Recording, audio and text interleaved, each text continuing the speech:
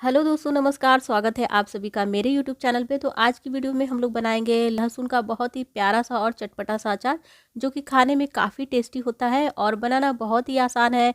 सर्दियों का मौसम आ चुका है, धूप थोड़ी कम होती है, तो कम धूप में भी ये अचार बन जाता है। इसे बनाने के लिए सबसे पहले आपको थोड़े से लहसुन को अच्छी तरह से छील लेना है। जितने लहसुन का आपको अचार बनाना है उसे धो के और साफ़ सूती कपड़े से पोंछ के सुखाना है। धूप में बिल्कुल भी नहीं सुखाना है। तो यहाँ पर मैंने 1 कप लहसुन को छील लिया था और धो के साफ़ सूती कपड़े से पोंछ के सुखा लिया था। इसे बनाने के लिए मसाले तैयार करना है। तो मसाले में सबसे पहले हम थोड़ा सा मेथी का दाना आधी छोटी चम्मच के करीब भून लेंगे। और ध्यान रहे कि जिसमें आप मसाला भून रहे हैं, जिस बर्तन में, वो थोड़ा सा मोटी तली का हो और मध्यम आंच पे ही मसाले को भूनना है। जैसे ही मेथी हल्की सी भून जाए तो इसमें 2 चम्मच जीरा और 2 चम्मच सौंफ डाल देना है। और 2 चम्मच आप इसमें खड़ी धनिया का भी इस्तेमाल कर सकते हैं, वो भी इसमें डाल दीजिए। खड़े मसालों से जो अचार का टेस्ट है ना, काफ़ी अच्छा आता है। तो जब भी आप अचार वगैरह बनाएं तो कोशिश करें कि खड़े मसालों को भूनकर ही बनाएं। मैंने यहाँ पर 1 ही चम्मच धनिया का इस्तेमाल किया है, क्योंकि मुझे धनिया का स्वाद थोड़ा सा कम पसंद है अचार में। लेकिन आप इसमें 2 चम्मच डाल सकते हैं, इतने मसाले में कोई दिक्कत नहीं है। और मसालों को इसी तरह से भून लेना है। जब मोटे मसाले थोड़े से भून के तैयार हो जाए तो यहाँ पर महीन मसाले में 1 चम्मच अजवाइन डाल देनी है और आधी छोटी चम्मच, इसे मंगरेल या कलौजी कहते हैं, इसे भी इसमें डाल देना है। मसालों को एकदम धीमी आंच पर भुनना है, हल्की सी खुशबू उठने तक। जब आपके मसालों में हल्की सी खुशबू उठने लगे तो आपका मसाला बिल्कुल भुन के तैयार है। इसे ज़्यादा नहीं भुनना है, जल जाने पे मसाले का स्वाद ख़राब हो जाता है, तो अचार का स्वाद भी ख़राब हो जाता है। तो अब यहाँ पर मैं गैस को बंद कर दूँगी और इसे ठंडा होने देना है। और अब इसमें कुछ और थोड़ा सा हम सामान मिला लेंगे। तो यहाँ पर मैंने 2 चम्मच महीन वाली राई, जिसको हमारे यूपी की तरफ घुर्राई भी बोलते हैं, इसे इसमें डाल देना है। इसे डालने से जो आपके अचार का टेस्ट होता है, थोड़ा सा खट्टा सा आने लगता है। और इसे डालने के बाद आप यहाँ पर थोड़ी सी लाल मिर्च खड़ी डाल दीजिए अपने स्वाद के अनुसार, जैसा आपको तीखा पसंद हो। तो मसालों के नाप के लिए मैंने घर में जो चाय के लिए चम्मच होता है वही इस्तेमाल किया है, ताकि आपको आसानी से समझ में आ जाए कि मसाले कितने तैयार करने हैं 1 कप लहसुन के लिए। और अब इसको हम अलग रख देंगे ठंडा होने के लिए। और थोड़े से सौंफ के दाने और थोड़े से मंगरेल हम इस पे हल्का सा भून लेंगे ऊपर से खड़ा मिलाने के लिए।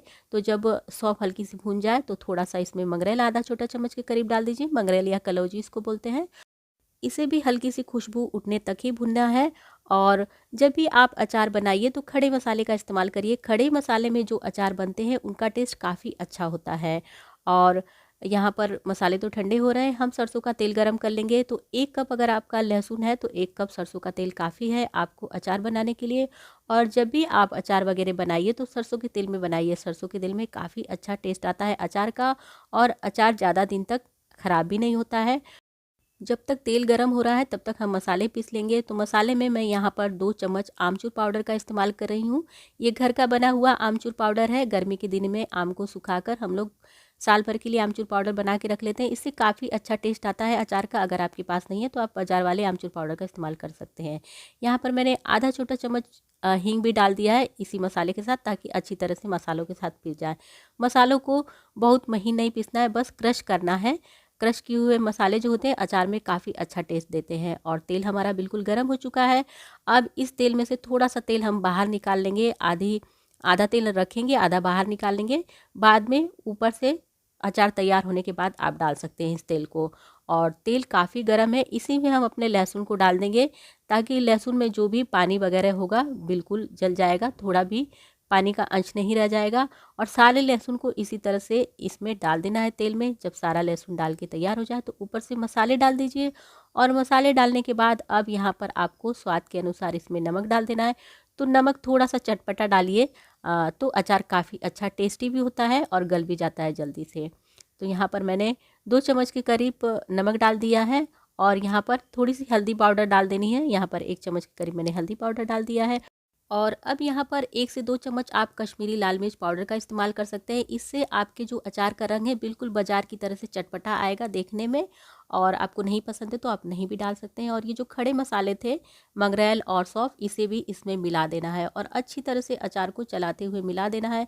जब अच्छी तरह से लहसुन और मसाले एक साथ मिल जाएं तो अब यहाँ पर मैं इसे ज़्यादा दिन तक टिकाने के लिए आप लोग हमेशा पूछते हैं कि अचार हमारा ख़राब हो जाता है, तो उसके लिए क्या करें। तो यहाँ पर ये बाज़ार में बड़ी आसानी से वाइट विनेगर मिल जाता है, सफ़ेद सिरका इसे बोलते हैं। बस एक ढक्कन आपको मिलाना है। 1 कप अगर आपका लहसुन है तो 1 ढक्कन आप इसमें मिला दीजिए। आपका अचार बहुत अच्छा टिकाऊ रहेगा ज़्यादा दिन तक, और इसका टेस्ट भी अच्छा लगता है, और ये अचार को गलाने में भी काम करता है। ये एक प्रिजर्वेटिव का काम करता है, तो इसे ज़रूर डाल दीजिए, इससे आपका अचार ख़राब नहीं होगा। तो यहाँ पर हमारा अचार बिल्कुल बन के तैयार हो चुका है। अब इसे आपको रखना है एकदम साफ़ सुथरे और सूखे कांच के बर्तन में, तो ज़्यादा दिन तक आपका अचार टिकाऊ रहेगा। और ऊपर ये जो तेल बचा हुआ था इसे मैं भर दे रही हूँ। अच्छी तरह से तेल भरने के बाद अब इसे सुखाना कैसे है।